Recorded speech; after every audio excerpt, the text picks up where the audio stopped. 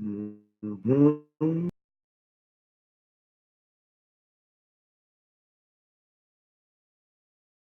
Here we are reviewing of the Marvel Cinematic Universe, and that is Spider-Man Far From Home. I'm just going to give you guys a quick warning before we get started because at the moment, my internet is in the dump. So this is all I got to work with. So while I wait for some people to hop in the stream, just want to thank you if you're watching on the replay. Make sure to hit that like button and comment down below what you thought about the movie. I thought it was, to coin the phrase, absolutely amazing. Um, it was a good moving point for the MCU. It was a good way to show us where they're going next, what happened after Endgame, and I thought it was awesome. Abraham Martinez, first one in the chat. What's going on there, pal? What'd you think of Spider-Man Far From Home? Because this is going to be a spoiler review. So I'm going to get started, guys. Starting right off the bat, we see Nick Fury and Maria Hill and Mysterio show villains to choose. I mean, at the time, that was interesting because I didn't expect him to be like an employee of Tony Stark, quote unquote. And I didn't expect him to have like a whole band of people with him as far as like, henchmen like that. But I thought it was an interesting way to set up his character. It gave him a motive. It gave him a good reason for hating heroes and the government and all that stuff.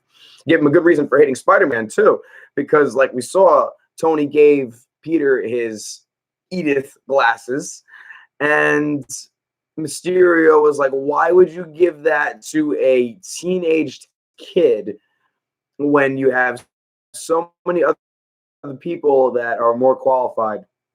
So I thought he had a good motive. I thought he had the technology that he had was incredible. That projector system, that's Mysterio right there. Like at first I thought, why are they actually giving him Mysterio powers? I thought Mysterio actually had powers in this movie. And turns out, no, it was actually the illusion tech. It was actually the projection system. And I thought that was great. I thought it looked awesome on screen. That fight between Mysterio and Spider-Man in the movie was absolutely incredible. So good on Marvel. They did an awesome job setting up Mysterio's character. Jake Gyllenhaal is an amazing actor, as always. It's good to see him. And I thought it was great that Marvel is actually giving him a mainstream role to play. Unfortunately, he didn't survive through this movie. I really wish that they hadn't killed him off that early at the end there.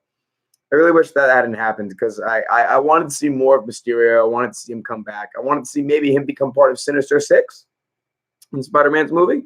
Because let's see, we got Vulture in there. You had Scorpion, and I really wanted to see a Sinister Six plot line with Mysterio involved, but they killed him off. But, that's whatever.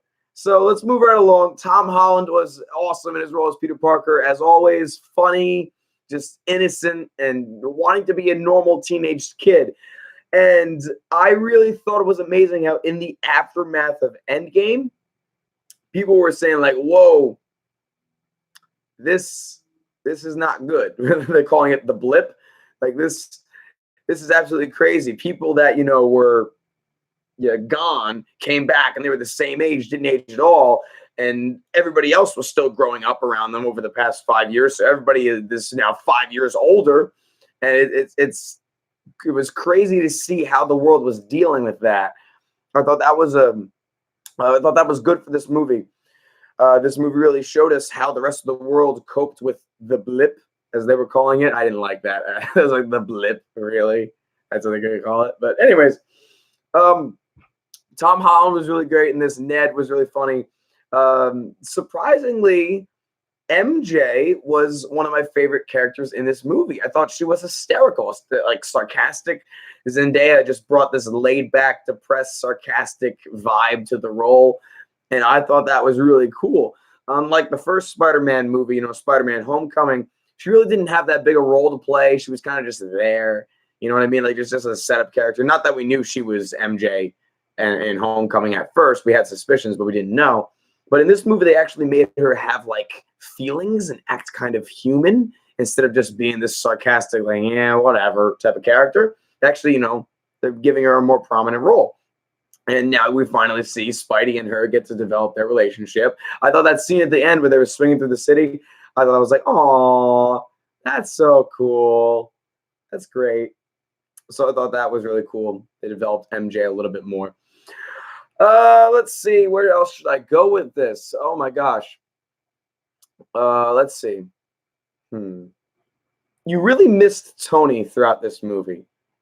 They really hit you hard with that. I guess they were trying to have you feel the same thing that Peter was feeling. He was feeling this loss. He had lost a father figure again. Let's put it that way. Because like, even in the MCU, we didn't get to see the death of Uncle Ben. The death of Uncle Ben is one of the most traumatizing deaths in comic book history. It's right up there with like the death of Batman's parents as far as traumatizing deaths. And Peter already went through that once, and now he just went through it again with the death of Tony. And I felt really bad for him. I felt really bad for him throughout this entire movie. Because you know, everywhere we go, everywhere he went, people were asking him, hey, who's taking over the Avengers now? You know, what's going on with the Avengers? Are you the head Avenger now? Are you in the Avengers still? And I thought that was a great addition to Peter's character as well, is that he's expected to step up and take this leadership role. And like, he doesn't want it. He doesn't want it at all. We saw him struggle with that throughout the entire film. So I thought that was pretty cool. The one scene on the plane where he just completely snaps on Happy, you could just see the pain on his face. He's just like, I miss him. He misses him so much. And I think we all do too. I think that was Marvel trying to help us get past Tony's death. It's like, yep, we know you miss him.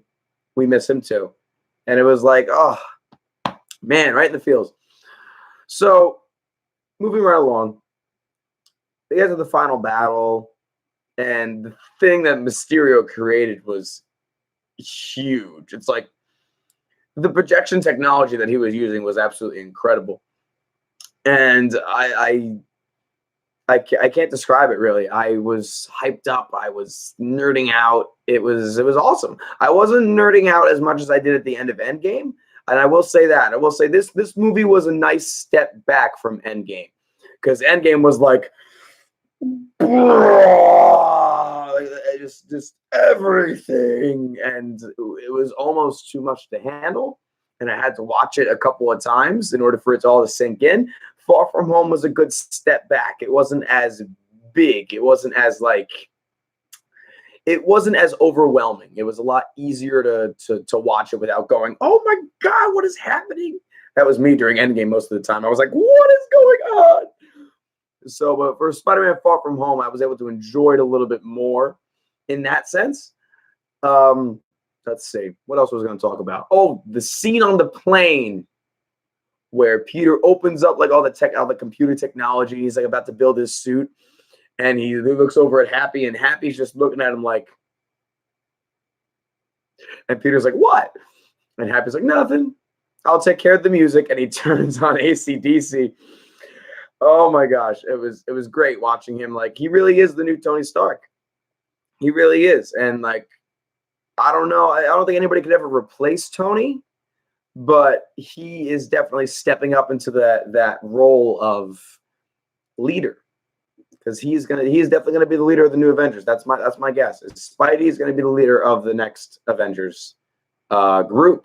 Let me know what you guys think in the chat. If you're watching the replay, let me know what you guys think down in the comment section below. And that's pretty much all I got for the main portion of the movie. I loved the character arcs. I thought that the comedy was really good. It was put in at the right moments. It was an incredible, well-made movie. It was like the perfect Spider-Man movie too. That's what how I would describe this movie. If someone asked me, describe this movie in 3 words, I would say perfect Spider-Man movie. It was incredible. And I think it was better than Homecoming, in all honesty. And the Vulture was a great villain, but Mysterio was like, it was even better. So if they keep on doing this, if they keep on stepping up, I can see the Spider-Man movies being some of the best in the MCU, right up there with the Captain America movies. So Let me know what you guys think in the comments. Let me know what you guys think in the chat. Give me any of your thoughts. And now we'll move on to we'll go to the first after credit scene first. That's probably a bad idea. We'll go in order here, even though I want to talk about the second one more. So in the first after credits scene, after Peter and MJ are done swinging, we finally get to see. I was waiting for this. I was like, when are they going to introduce J. Jonah Jameson, Triple J? When are they going to introduce this guy? They finally did, and now he's officially a part of the MCU. I don't know if that was just a cameo. I don't know if he's ever going to appear in Spider-Man movies ever again. But I do know is that we finally have our first glimpse of J. Jonah Jameson in the MCU. And I think it was the same actor too, right? From the original Tobey Maguire Spider-Man trilogy. It looks like the same guy. I mean, obviously they make him to look that way, but let me know what you guys think. Do you guys think it was the same actor? I think it is. I'll have to check it out. I haven't looked it up yet. So they have him going on there, and J. Jonah Jameson is like, okay, look, we have proof now. Spider-Man is a public menace. And they show a video Mysterio made where he cleverly edited it to look like Spider-Man had attacked him and was causing the attack on London with all the drones. And at the end of it, he revealed Spider-Man's real name. And I was like, wait a minute here. What? Uh-oh, where are they going to go with this? Where are they going to go with that? Like, what was the point of that? Why do they have Mysterio revealing Spider-Man's true name? And now I was going to come up with some theories and stuff like that. So let me know what you guys think in the chat or in the comment section. Why did why did Mysterio reveal Spider-Man's true name to the entire world? Like, obviously to out him on that, but what is Marvel's game plan here? Why is Marvel having Mysterio reveal the name? Anyways, I don't know what it's going to be. I hope that they're going to do something really cool with it. Now that Spider-Man is out there in the world. I mean, let's think about it for a second. In the MCU, it really doesn't matter if the whole world knows your name or not. Like, look at Tony. Tony literally said to the entire world, I am Iron Man. And, you know, it didn't really affect him all that much. It put the people close to him in a little bit more danger, but they seem to be able to handle themselves. And Steve Rogers, everyone knew he was Captain America. That was never a secret. So I don't think it's going to play that big of a role that now the whole world knows that Spider-Man is Peter Parker. I don't think that's going to affect the MCU that much. So we'll have to see where they go with it. Now, on to my favorite scene in the entire movie. And surprisingly, it's an after credit scene. It is revealed to us that the entire movie, Maria Hill and Nick Fury were two of the Skrulls from Captain Marvel. It was Talos and his wife. I am assuming that was his wife. They played Maria Hill and Nick Fury the entire movie, and we find out that it was all by design, that Nick Fury's not really even on planet Earth, that he's in space on a Skrull ship.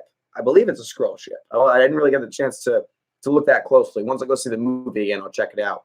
But he's actually on a Skrull ship, and it doesn't look like he's a prisoner. It looks like he's like the guy in charge. Like he was walking out of his room going like, everybody get back to work, you know, in typical Nick Fury fashion. And I was like, wait, what? What's going on here? Why is Nick Fury in space? What's happening here?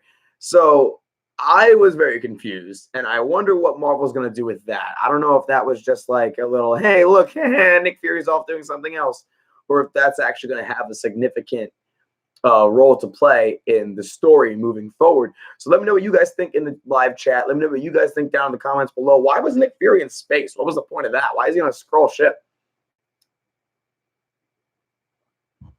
The only thing I can think of is that they might be leading to Secret Wars, but they've already established the fact that Skrulls are pretty much good guys in this movie. They're working with Nick Fury. Captain Marvel actually ended up helping them turning on the Kree, which I don't know. I felt they shouldn't have made the Skrulls good guys, because now that kind of kills any idea for Secret Wars, unless they have them, like, you know, betray them and turn evil, which at this point is kind of like, I don't know. We'll have to see what they do. I have faith in Marvel. I have faith in Kevin Feige. They haven't let us down so far. So I really want them to do Secret Wars. And hopefully what's going on with Nick Fury being in space on a Skrull ship will lead to that somehow. I want to see more of the Skrulls and what they do.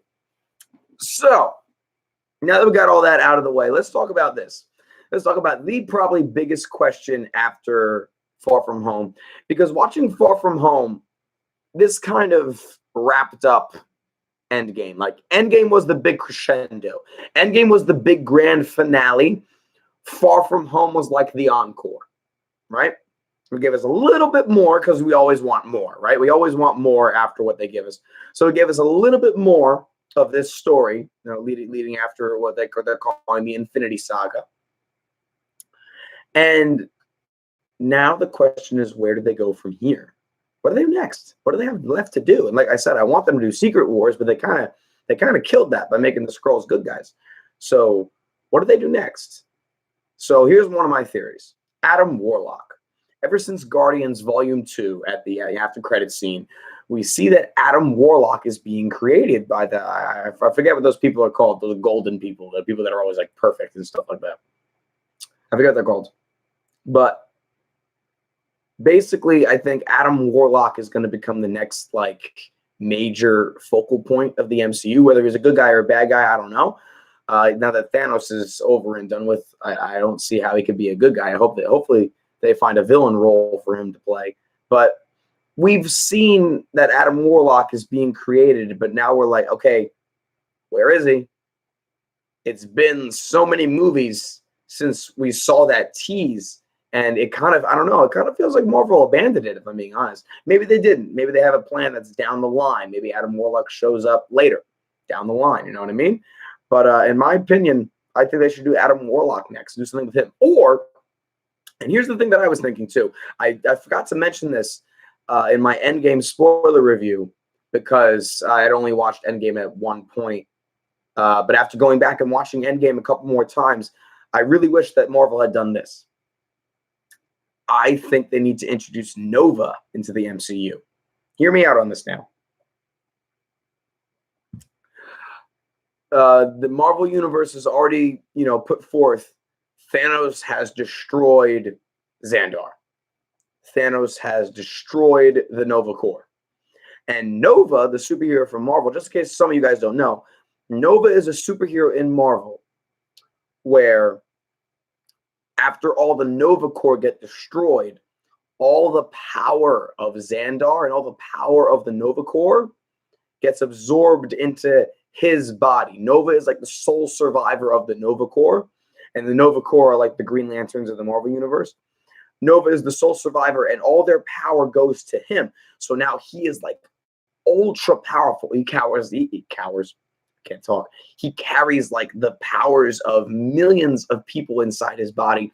And he is sometimes considered to be on the level of Captain Marvel as far as power goes, I believe. Could be wrong about that. But I think that in Endgame, they should have introduced Nova. So when Thanos' ship turned and started firing into the atmosphere, I think that the flying, beam should actually have been Nova, and then Captain Marvel shows up with him.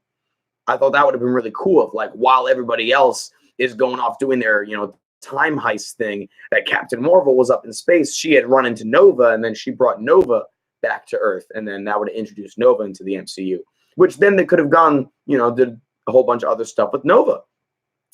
But now that they haven't done that, I don't know where they're going to go with the MCU. Because after Far From Home, we don't have any indication where they're going to go with the whole overarching story. We know where they're going with Spider-Man. We don't know where they're going with the rest of the MCU. My throat's really dry. So, I want to know what your theories are now. Jump down in the comment section below if you're watching on the replay. Let me know, what are your theories? Where's the MCU going from here? My thoughts, they need to do something with Adam Warlock. They really do. Or they need to introduce Nova and do something with Nova. But that just about does it, guys. Yes, Spider-Man Far From Home was amazing. Loved the movie. Loved Mysterio. Loved the fact that the Skrulls are still a part of the cinematic universe. And the book, why is quality so bad? If you look at the top of the chat, it says, my internet is pretty, it's taking a dump right now.